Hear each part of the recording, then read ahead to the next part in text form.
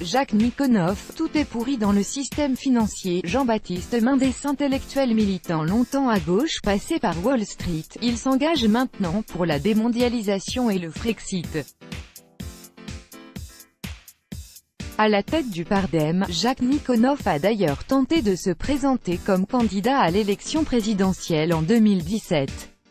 Voici son histoire. Le souverainisme, combien de divisions? Après avoir brossé un portrait pas vraiment dans le sens du poil de François Asselineau, voici le venu temps de m'attaquer à un autre homme politique de la même mouvance, Jacques Nikonov. Rendez-vous chez lui, pavillon avec jardin à Paris, intérieur années 30 laissé dans son jus, et pour cause, c'est l'ancienne demeure de l'architecte et militant de gauche Roland Castro. Le président du Pardem, Parti pour la démondialisation, qui revendique 1 millier d'adhérents, n'est pas un monolithe. Il a vécu plusieurs vies, ouvrier communiste, syndicaliste, président d'Attaque, universitaire et homme politique. Oui, dorénavant, il milite pour la démondialisation et le retrait français de l'Union européenne. Son discours est rodé, son argumentaire bien construit. Jacques Nikonov a été 19 ans enseignant, et on le sent rapidement. Retrouvez les meilleurs moments de cet entretien en vidéo rebelle, mais dans le système loin d'être un inconnu, il a participé à de nombreux mouvements, écrit de nombreux ouvrages sur l'Union européenne, la finance et le chômage. Alors président d'Attaque, face à des élections internes en 2006, Jacques Nikonov est accusé de bourrage d'urnes. Lui parle de putsch contre son clan, les antimondialistes, dont faisait aussi partie Bernard Cassen, ancien directeur du Monde diplomatique, de la part des altermondialistes. Nikonov revendique aussi le rôle décisif de l'association pour la victoire du non au référendum sur la Constitution européenne en 2005. Il ne se dit plus de gauche, mais pas non plus de droite et encore moins au centre. Le chômage est pour lui la question essentielle de la société, mais celui-ci serait organisé par la classe dominante acquise au fameux néolibéralisme, notamment pour faire pression sur les salaires. Jacques Nikonov estime d'ailleurs que le chômage est aussi à la source de bien d'autres maux. Le chômage, on le retrouve à la base du terrorisme et de la montée de l'islamisme. Réglons la question du chômage et on verra que la situation s'améliorera rapidement. Ainsi, la problématique culturelle et identitaire est seconde pour Jacques Nikonov. Une position que l'on retrouve majoritairement à gauche, expliquant la plupart des problématiques politiques par l'économie. Pourtant, si l'on écoute attentivement son propos sur l'immigration, il y aurait de quoi faire grincer des dents chez de nombreux gauchistes. Il faut stopper l'immigration. Je fais la distinction entre l'immigration économique et les réfugiés.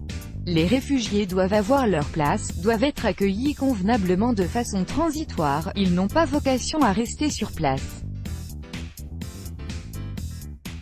L'immigration économique, quand il y a plus de 6 millions de chômeurs en France, non, il faut arrêter.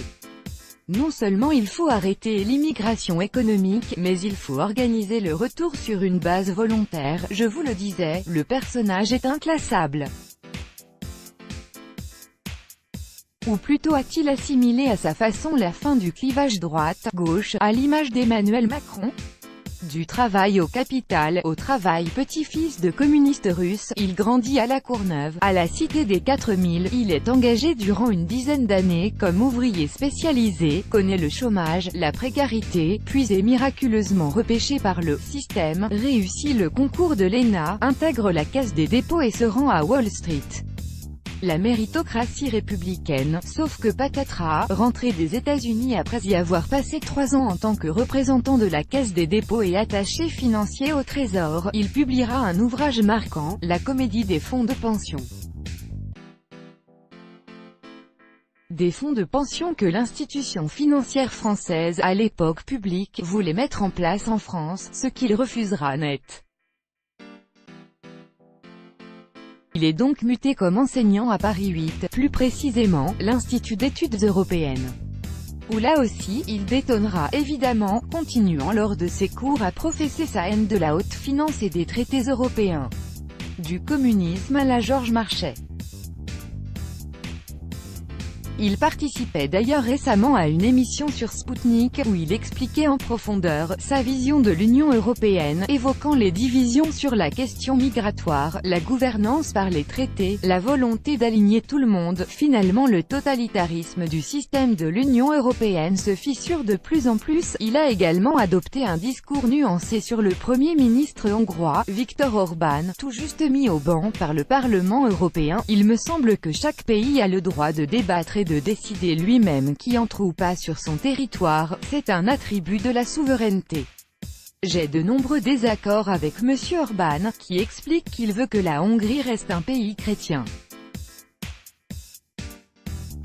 Mais c'est le problème des Hongrois, c'est à eux de décider. Une émission de Jacques Sapir à retrouver évidemment sur notre page YouTube. Le zic, c'est que le souverainisme n'est plus franchement à la mode en 2018, pas en odeur de sainteté parmi l'élite politico-médiatique, d'autant plus que le ton du président du Pardem, à la fois professoral et militant, n'a pas l'air de séduire les foules. 3 raisons pouvant expliquer le fait qu'il n'ait pu réunir les 500 signatures obligatoires pour candidater à l'élection présidentielle. Après ce cuisant échec, Nikonov se présenta aux élections législatives, mais pas dans n'importe quelle circonscription, la plus médiatisée depuis que le FN a décidé d'en faire son fief en 2012, celle d'Hénin-Beaumont, à l'instar de ce qu'avait tenté en vain Jean-Luc Mélenchon. Voici d'ailleurs une vidéo filmée par les militants du Pardem, sur le marché de Méricourt, le 20 mai 2017, entre les deux candidats qui se couvrent étonnamment d'amabilité. À la retraite depuis quelques mois, l'enseignant Jacques Nikonov pourra ainsi davantage se consacrer à son mouvement. Pour préparer l'échéance des élections européennes en 2019,